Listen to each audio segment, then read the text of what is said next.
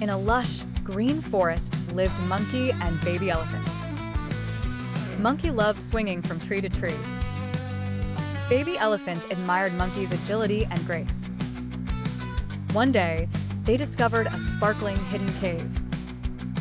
"Let's explore," Monkey suggested with a glint in his eye. Baby elephant was hesitant but excited, agreeing to join. Inside, the cave was full of shimmering crystals. They marveled at the dazzling reflections on the walls. Monkey found a small, old treasure chest in the corner. Together, they opened it to find precious golden bananas.